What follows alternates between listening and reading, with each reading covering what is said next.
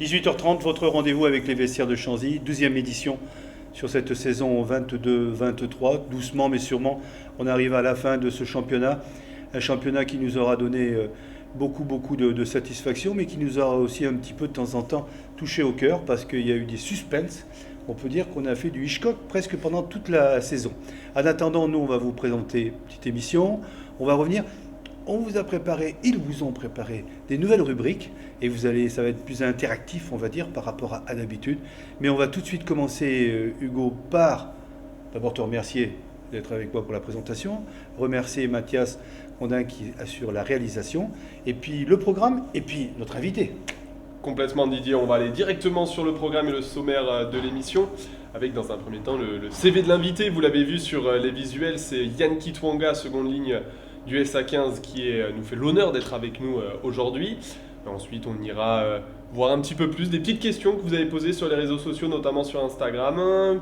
En deux, on ira sur le match face à Aurillac, avec là aussi une nouvelle petite rubrique, une petite palette tactique. Ouais, très intéressante, une palette tactique que tu as donc mise en place et qui permet justement d'analyser, de mieux comprendre un événement qui s'est passé pendant la rencontre et d'apporter ton œil de rugbyman de l'UBB. Mais enfin, en attendant, ton œil de rugbyman. Les statistiques du match aussi, le classement de la Pro D2, ou savoir où se situe le SA15 juste avant cette rencontre face à Provence Rugby vendredi soir sur la pelouse de Chanzy, et la compo et l'agenda du week-end, et puis quelques petites brèves, notamment un petit point sur l'infirmerie, Didier. Oui, on parlera d'infirmerie et on parlera... On rassurera les gens qui de temps en temps nous demandent mais il n'y a pas de recrutement au niveau du SA15. Ben si, ça travaille même énormément en coulisses. Mais bon, c'est la politique du SA15, il ne faut pas forcément donner les noms tout de suite. Hein. Mais nous, on peut vous assurer qu'on croise de temps en temps dans les couloirs du SA15 des nouveaux joueurs et des nouveaux visages. Hein, Hugo. Ça arrive partout, et puis le club travaille. On accueille notre invité, Yann Kitwanga. On va passer sur le plan large. Il est là avec nous dans son grand fauteuil. Merci Yann d'être avec nous. Alors la particularité de Yann, mais que tu connais bien, que vous connaissez bien tous les deux, comme moi aussi, c'est que sur le terrain, il ne donne pas sa part au chien. En ce qui concerne les touches, il est très dynamique. On peut même dire que c'est un bon pourvoyeur. Il mesure quand même 2 mètres, donc ça veut dire qu'au niveau de la taille, il a tout ce qu'il faut. Mais il a une certaine forme de timidité en extérieur.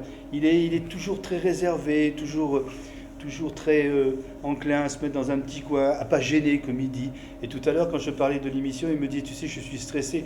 Et je lui disais, on est entre amis, donc voilà, c'est sa particularité, c'est son image, il est comme ça, et c'est pour ça qu'on l'aime d'ailleurs. Exactement, c'est la nature aussi des hommes, et qui peuvent être différents à la fois sur le terrain et dans la vie. Yann, on va commencer par le CV, c'est des petites questions-réponses qu'on prépare avec Didier. On commence, ça va être relativement simple. Nom, prénom et âge. Je m'appelle Yann Kitwanga et j'ai 24 ans. Pays d'origine, parce que la semaine dernière, on recevait d'ailleurs Diakité. On a fait une petite balade et on va se balader où alors cette fois-ci? Ton pays d'origine? Au Congo. Congo. RDC, ouais. Congo. République démocratique du Congo. Afrique de l'Ouest? Non. Afrique de l'Est?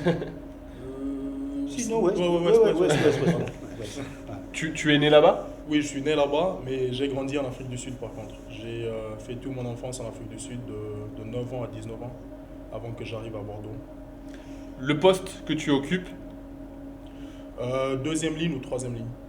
Préférence pour la deuxième ligne? Préférence pour la troisième ligne. Mais ça ne me dérange pas de jouer deuxième ligne aussi. Tu viens de parler d'un truc, je m'excuse de rompre un petit peu avec le CV. Tu viens de parler de quelque chose d'intéressant, tu dis que tu avais vécu en Afrique du Sud.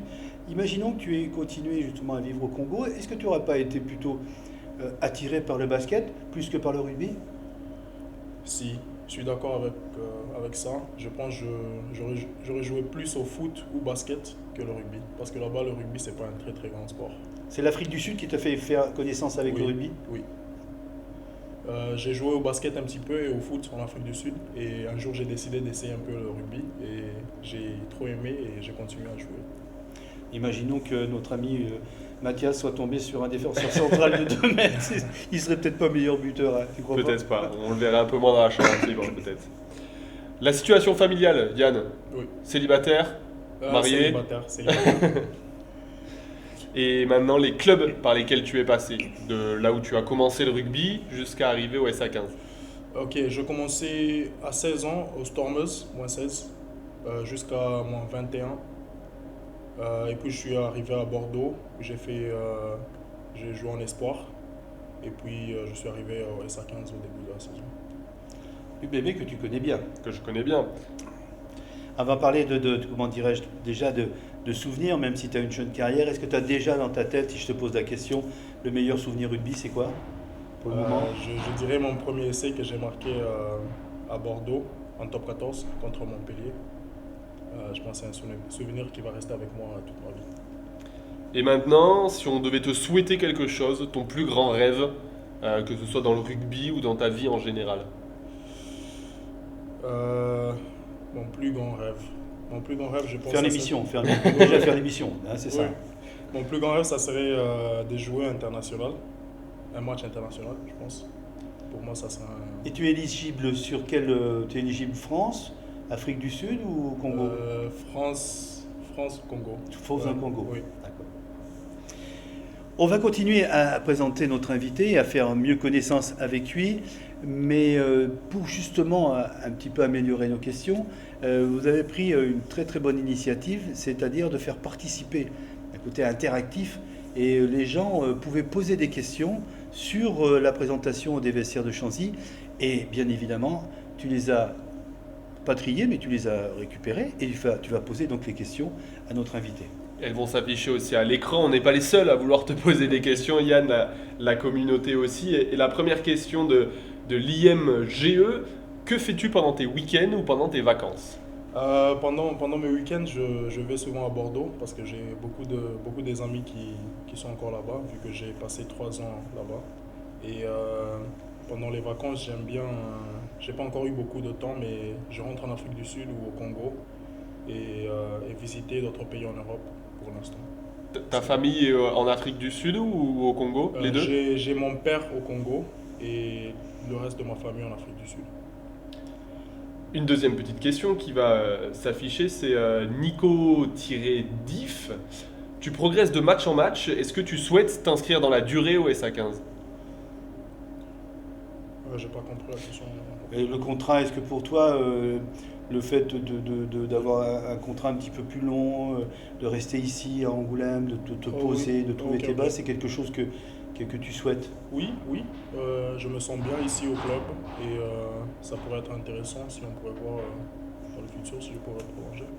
Comment tu as fait cette intégration, passer de justement un club de top 14 comme Bordeaux, où tu as connu notamment beaucoup les jeunes, à un club de Pro D2 comme le SA15? Ce qui est bien aussi, c'est qu'il y a énormément beaucoup d'anglais ici. Et pour moi, le français, c'était pas aussi facile à parler quand je suis arrivé. Mais maintenant, vu qu'il y avait beaucoup d'anglais, je me sens un peu à la maison. Et je pense que c'est ça qui a aidé que je m'installe un peu ici bien, à Angoulême. Allez, une autre petite question. On va aller en salle de musculation et c'est Clem Boud qui pose la question: qui est le meilleur deuxième ligne à la musculation? Alors, il y a Bookeboom, on peut dire Matvai, on peut dire Copeland, on peut dire aussi Sikili Nabou. Toi, quel est le meilleur? Après, ça dépend de l'exercice, mais on a tous notre force. Et j'ai pas trop envie de répondre à cette question. On va pas balancer. Allez, on va dire que c'est toi le meilleur. On va dire que c'est toi le meilleur. Allez, c'est toi le meilleur, c'est bon. Et enfin, la dernière question, c'est quelqu'un de bien connu, c'est Seydou Diak. Peut-être qu'on le connaît. Hein. Je crois que c'était lui qui était sur ce fauteuil il n'y a pas très longtemps. Qui dit: salut Yann, tu es mon joueur préféré, est-ce que tu as un conseil pour moi? Un conseil pour Seydou? Un conseil pour Seydou. Je pense que Seydou, c'est un mec qui est adorable. Et mon conseil pour lui, c'est qu'il reste comme il est, qu'il ne change pas. Et voilà. Je suis passé en salle de musculation, tu pourras lui dire aussi, il avait un ballon rond.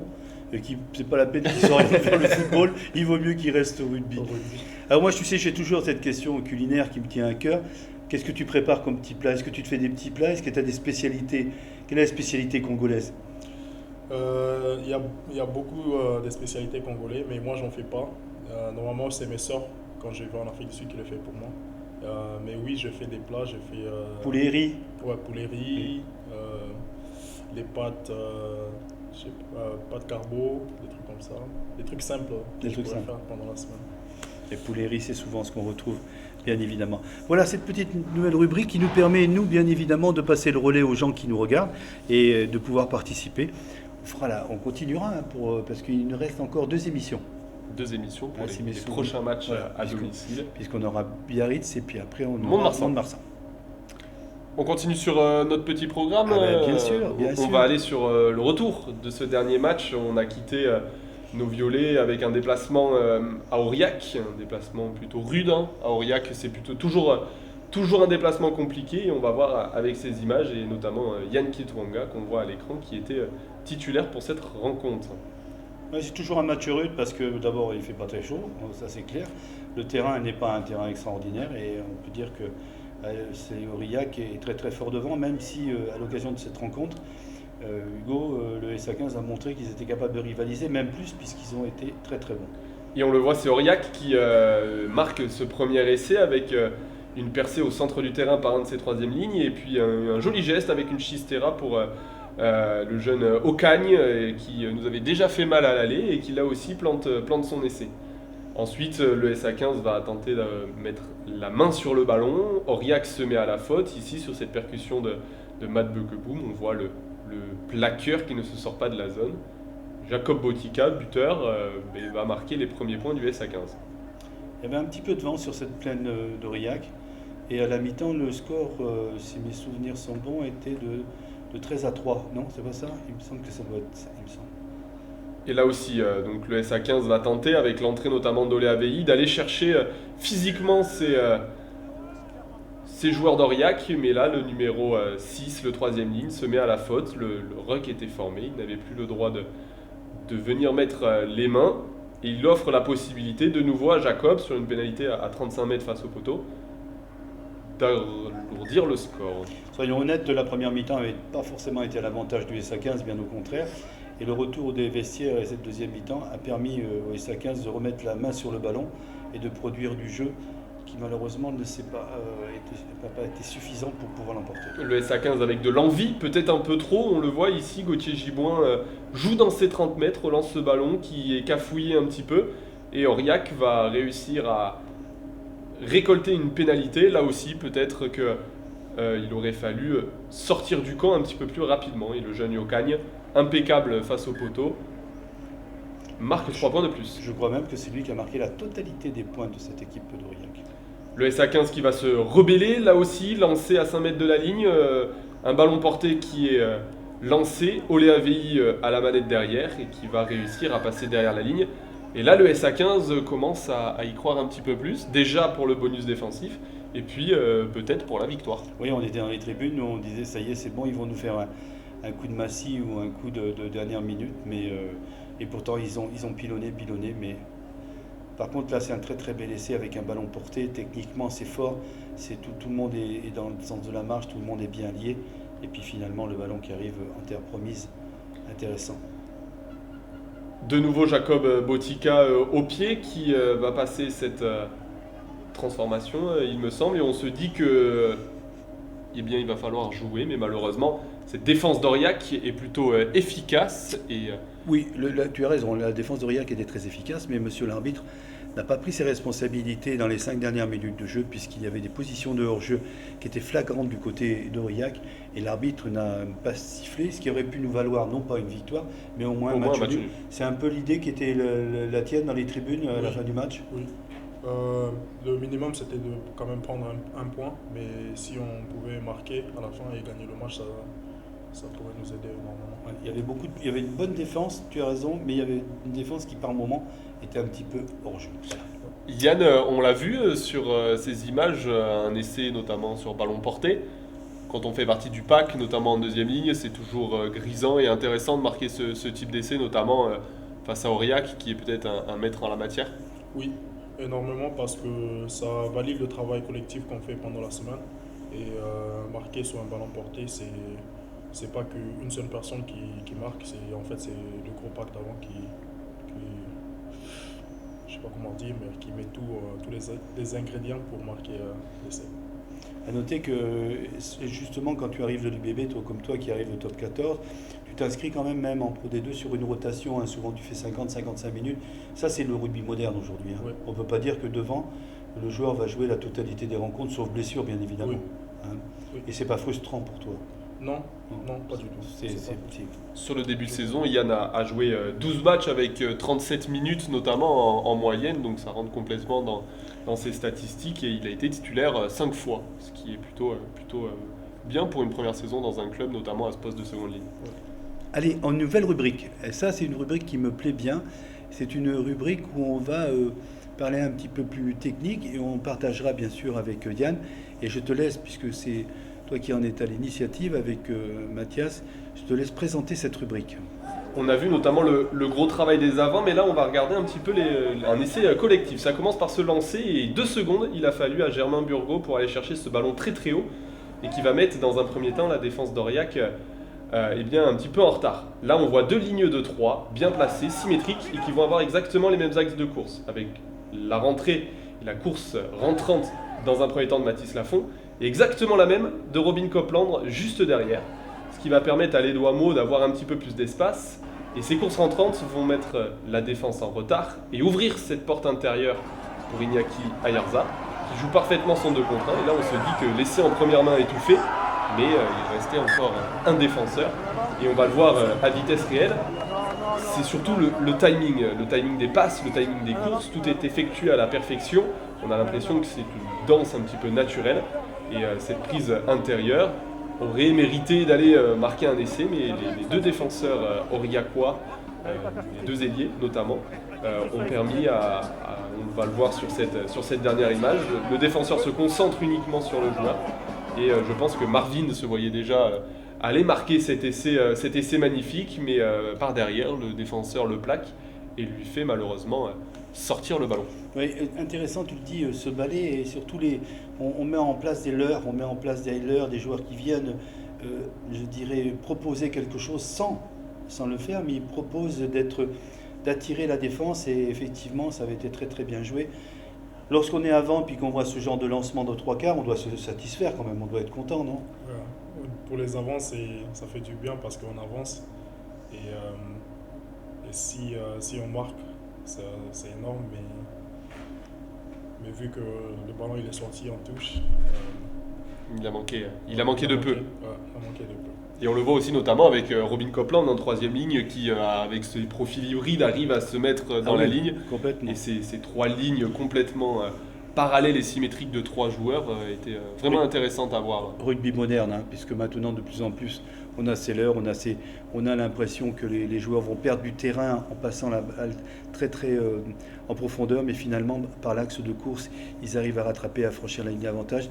Merci pour cette analyse. Vous avez vu, on avait des petits flashs sur les joueurs et on vous proposera pour les 2 prochaines émissions ce genre d'analyse, et ça vous permet vous de revenir sur ce qui s'est passé et peut-être de vous dire mais pourquoi il n'a pas marqué. Voilà, vous avez l'explication. Pourquoi il aurait pu marquer et pourquoi il n'a pas marqué. Vous avez l'explication. Je pense que le défenseur il tape dans le ballon aussi. Oui. En plaquant. On continue avec cette petite palette et on va regarder les statistiques, toujours les statistiques qui vous sont proposées, statistiques bien évidemment du dernier match, avec 64% de possession, ce qui veut dire une domination presque sans partage du SA15, surtout à l'extérieur. Notamment avec cette 2e mi-temps, où le SA15 dans les 30 dernières minutes a tenu le ballon, a tenté de franchir cette ligne d'avantage, de marquer. 10 pénalités, là aussi, des standards plutôt internationaux, 10 pénalités contre l'équipe. On sait que ça a été un gros point d'amélioration sur les derniers matchs. L'arrivée de Laurent Cardona vous fait du bien? Oui, même aux entraînements, ça nous permet d'avoir ces habitudes de ne pas se faire pénaliser pendant le match, qu'on bosse pendant la semaine. Et le résultat, ça se montre sur le nombre de pénalités qu'on a sur le match. Et la défense aussi a été bien présente et efficace malgré cet essai encaissé avec plus de 90% de plaquage réussi, 92% pour être exact. Là aussi des statistiques qui sont plutôt à l'avantage du SA15. À noter qu'il n'y a pas eu d'essai d'inscrit, puisqu'on a vu que Marvin est très beau. Donc on n'a pas bougé, toujours 4 essais pour Marvin. Meilleur réalisateur, Emmanuel Sobus avec 120 points. Et puis par contre, pas de carton jaune, si mes souvenirs sont bons. Donc on reste toujours 4 cartons rouges et 22 cartons jaunes. Et puis, on va dire que ce classement, finalement, 13e avec 48 points, à 4 points du 12e et à 8 points du 11e. Il y a des choses intéressantes à faire, mais dans tes propositions, tu n'as pas parlé des gens qui étaient derrière nous, parce que derrière nous, c'est du 1 point, 1 point. C'est un championnat qui est très serré, là, Yann, Oui. parce que Très serré. il faut rien perdre. À la maison, là, maintenant, les 3 matchs, il ne faut pas perdre. Je suis d'accord. Bon, ben ça va. On va le voir avec ce classement, notamment, Didier, tu l'as dit, de nombreuses équipes se jouent et ce championnat, on va dire, à 4-5 équipes peut-être, entre Rouen, Angoulême, Carcassonne, Montauban et Massy, même si Massy peut-être avec sa défaite à la dernière journée a peut-être enterré ses chances de maintien, mais c'est Carcassonne et Montauban qui sont respectivement à 1 et 2 points du SA15, et Rouen qui sur ces derniers matchs commence à perdre un petit peu de terrain, et notamment Angoulême serait capable, le SA15 serait capable d'aller chercher Rouen en cas de victoire contre Provence. À noter que ce week-end, aussi bien Carcassonne que Montauban que le SA15 reçoivent. Donc on peut dire que s'il y a un avantage terrain, il n'y a pas d'équipe qui a un avantage terrain plus que l'autre. Les 3 reçoivent. Et c'est Rouen qui, me semble, se déplace ce week-end et qui donc est en une petite pression depuis quelques matchs. Rouen est pas en difficulté, on ne peut pas se permettre de dire ça, mais va moins bien, et la spirale de la défaite commence à s'enchaîner un peu du côté de la Normandie. On le verra notamment un peu plus tard dans le calendrier, mais Rouen qui jouera contre Nevers prétendant et à la maison aussi, qui doit gagner face à un prétendant au top 6. Donc ce sera là aussi un match très compliqué pour Rouen. Notre petit programme, tout doucement, il continue. On a fait un petit point donc avec le classement. On va regarder cette petite affiche que moi j'adore et que les gens nous demandent, est-ce qu'on peut avoir une affiche? Regardez, voilà, c'est pour ce match. On se rappelle que c'est vendredi soir, 19h30. Faites attention, il y aura un match, ça sera contre Biarritz, qui sera avancé d'une demi-heure. Il faudra arriver au stade bien plus tôt, puisque le coup d'envoi sera à 19h. C'est totalement ça. Le match face à Biarritz change de chaîne et ne fera pas partie du multiplex. Il est mis en avant et le coup d'envoi sera bien à 19h. On continue, si vous le voulez bien, et cette fois-ci avec l'annonce de la composition d'équipe du SA15, une composition d'équipe qui est tombée après une semaine d'entraînement où Vincent Etcheto, en conférence de presse, se félicitait de la qualité de l'entraînement et de la qualité de l'investissement des joueurs. Et donc le choix a été fait. Il n'est pas toujours facile de faire un choix parce qu'il y a du monde aujourd'hui qui est susceptible de jouer et qui postule d'ailleurs. Donc on va commencer par la première ligne. Allez. La composition qui s'affiche à votre écran, avec cette première ligne, notamment Omar Odishvili portera le numéro 1, Olé Avei fait son retour titulaire avec le numéro 2, et Michael Koumbirai aura le numéro 3. Le retour de Michael Koumbirai titulaire en première ligne. La seconde ligne, l'attelage Matt Bekeboom associé à Sikeli Nabou. La troisième ligne, le capitaine toujours présent Gauthier Giboin avec Germain Burgot, joueur très utilisé, et ce sera Matt Vaille qui portera le numéro 8. Jarmouni et Copeland étant légèrement blessés. La charnière, on change un petit peu des habitudes, c'est le numéro 9 sera porté par Adrien Beau et le numéro 10 par Rémi Brossé, plutôt arrière de formation. La paire de centre, Nassoni Nakiri sera associée à l'Édouard Mo. Et le triangle de derrière, Marvin Lestremo, meilleur marqueur d'essai, aura le numéro 11. Junior Ratouva, le numéro 14. Et le numéro 15 sera porté par Pierre Lafitte.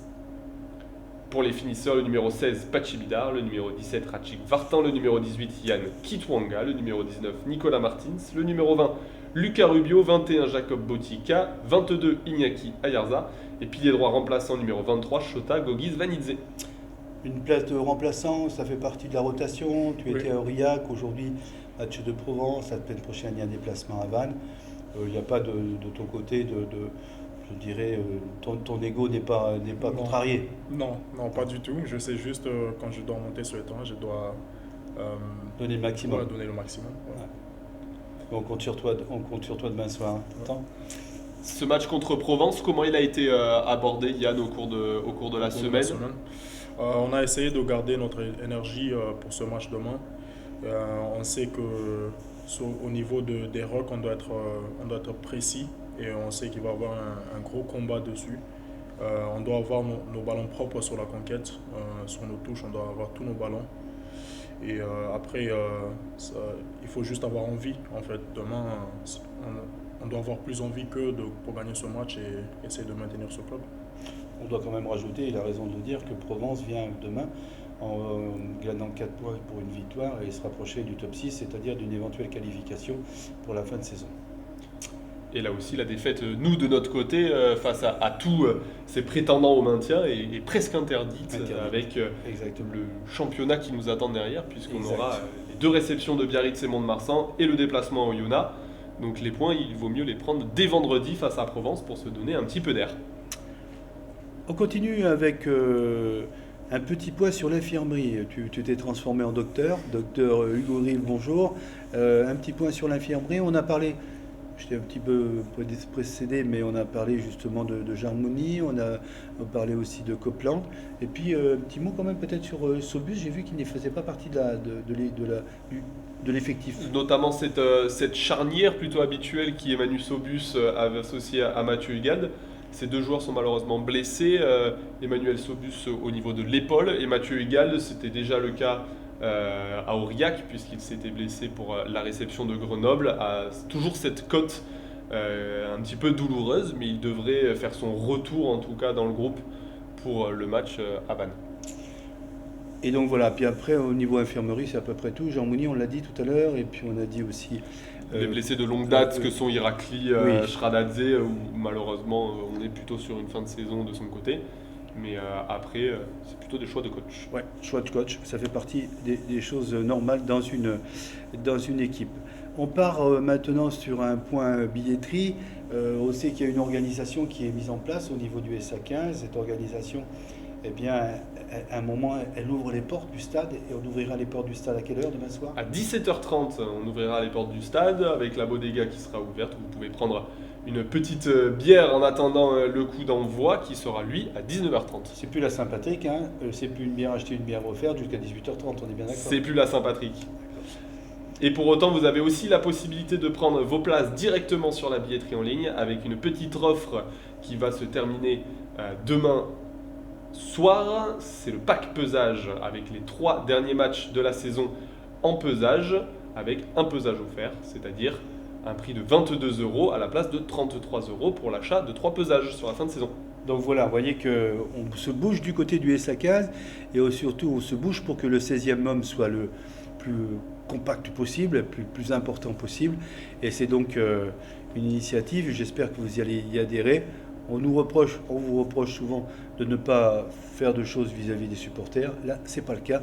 Il y a une initiative. À vous de revenir vers nous et à vous, bien évidemment, de participer à cette rencontre. On va parler du supporter. Toi qui viens de Bordeaux, et on sait qu'à Bordeaux, le supporter, c'est quand même quelque chose, avec des stades pleins, des stades magnifiques en plus, aussi bien l'Escure que celui du Matmut. C'est Matmut, hein, Matmut Atlantique.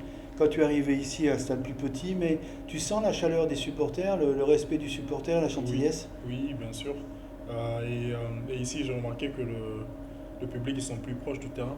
Donc du coup, tu entends beaucoup plus les gens crier et c'est bien. À la fois, encouragez-vous et criez sur les adversaires souvent. Oui, hein? Mais plus crier sur les adversaires. Et après le match, quand tu te promènes, quand tu sors justement des vestiaires, cette proximité, c'est intéressant, c'est pas trop envahissant ?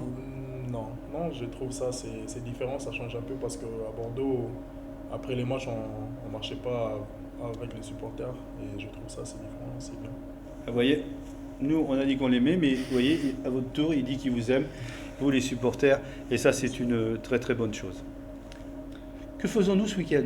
Un petit point sur les espoirs pour commencer, oui, bien sûr. Avec la victoire face à Perpignan, les espoirs du SA15 qui, eux, se sont donné un petit peu d'air aussi dans cette perspective maintien, avec notamment, si je ne me trompe pas, 8 points d'avance face à Vannes, on le rappelle, dans cette poule. Seul le dernier descendra et changera de division. Le SA15, on peut le dire, a fait un grand pas vers le maintien. Oui, et puis le prochain match du SA15, ce sera au Racing 92.